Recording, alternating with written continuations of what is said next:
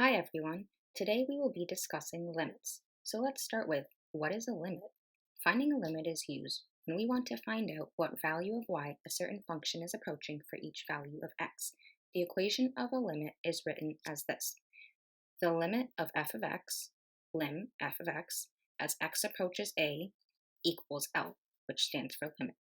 Now let's do a simple problem. Y equals x squared minus 5.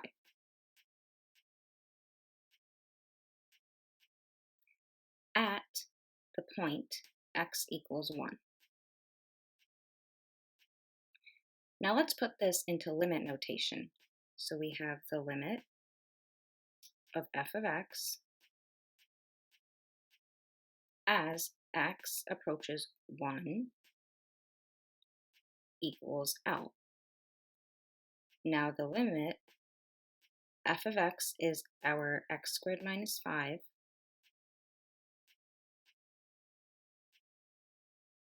as x approaches 1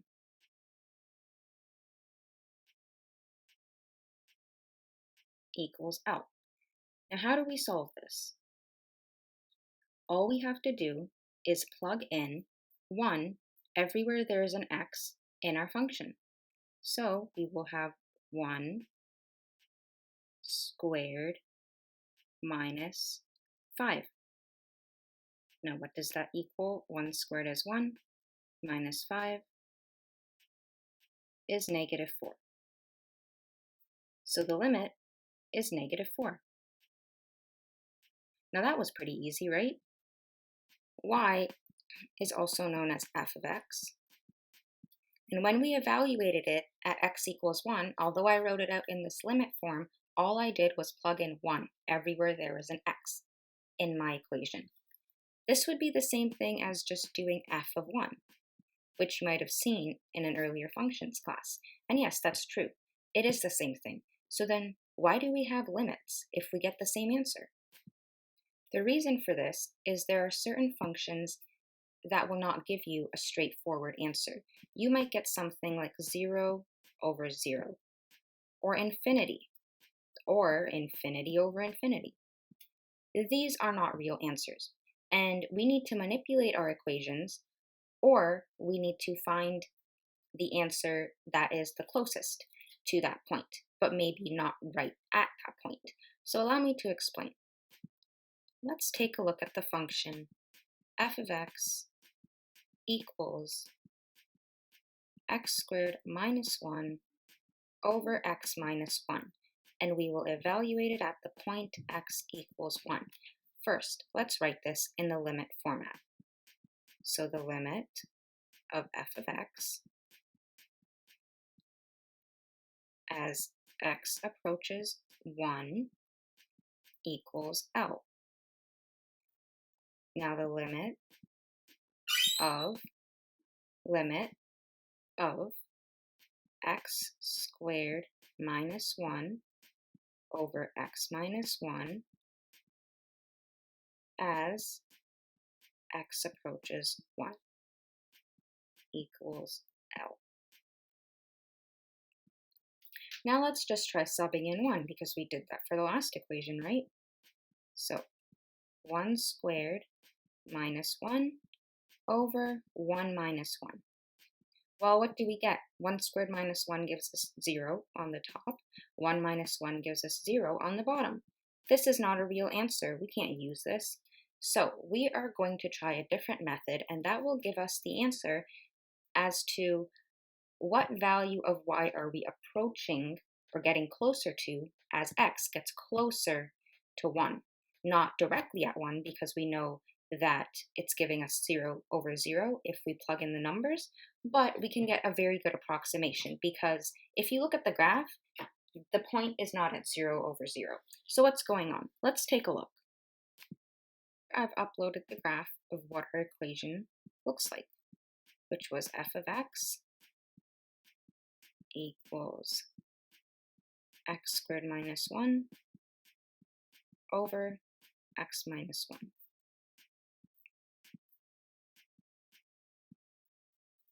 So we wanted to evaluate it at the point x equals 1.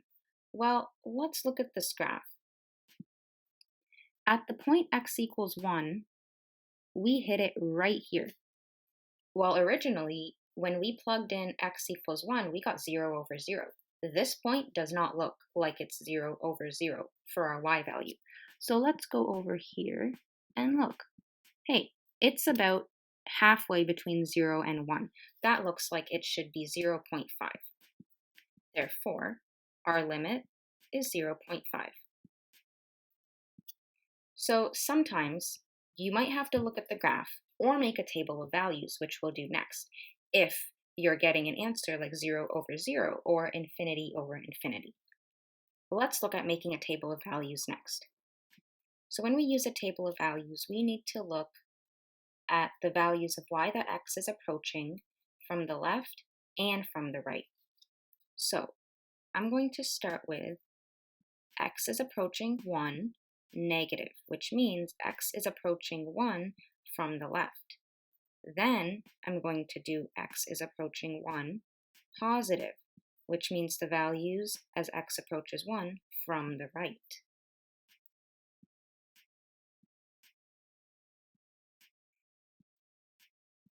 So we make a little table of values here. So from the left, let's start at 0.5. We want to get bigger and bigger and closer to 1. Then we'll do 0.9, then 0.99, and 0.999.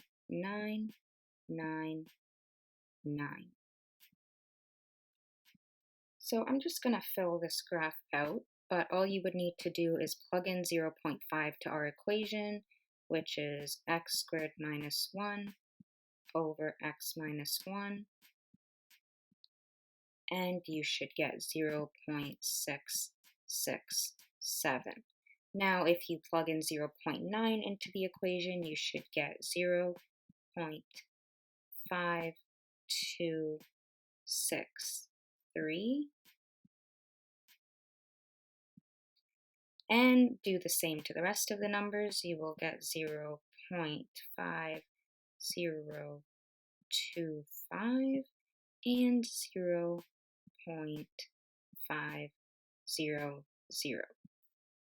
Now, for x approaching 1 from the right, let's start with somewhere over here, 1.5. So we'll get smaller and smaller until we hit 1.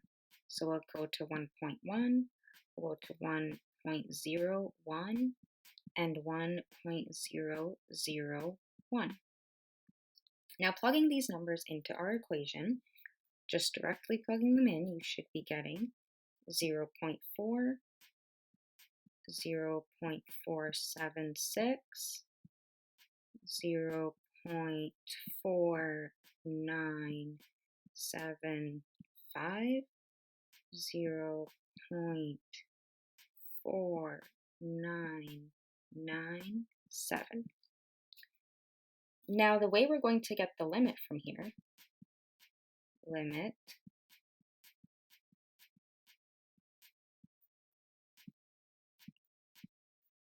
we are going to look at what these values of y are approaching as x gets closer and closer to 1.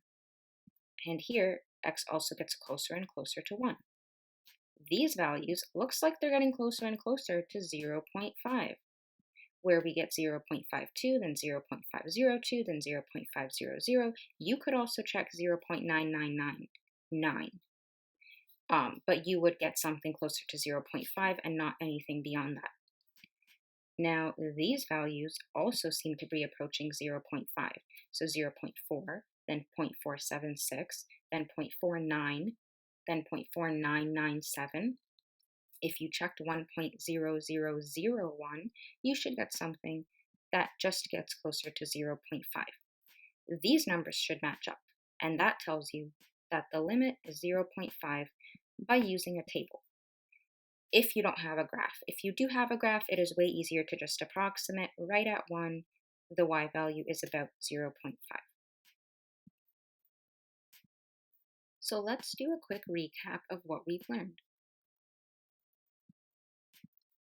Number 1, limits are written as limit notation,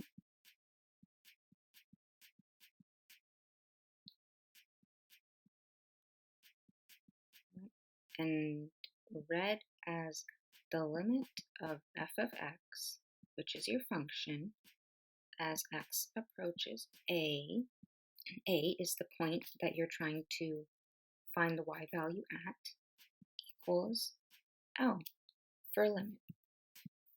This does not always have to be x. It can be another variable like t, and this doesn't always have to be a. It could be any other variable. Now, the second thing we've learned is direct plug in. Now, the second thing we've learned is how to solve limits.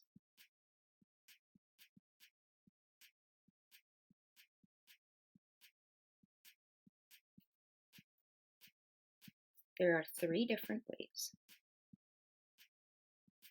direct plug-in,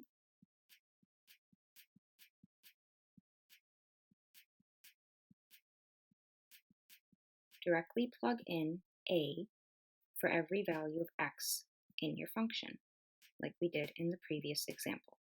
Directly plug in x equals a. If you get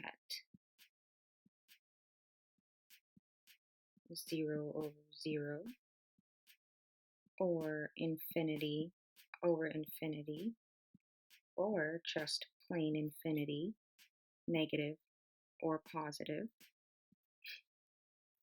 then you're going to use these methods: table of values,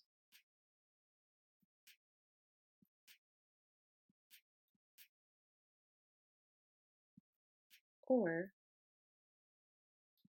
graphical estimation.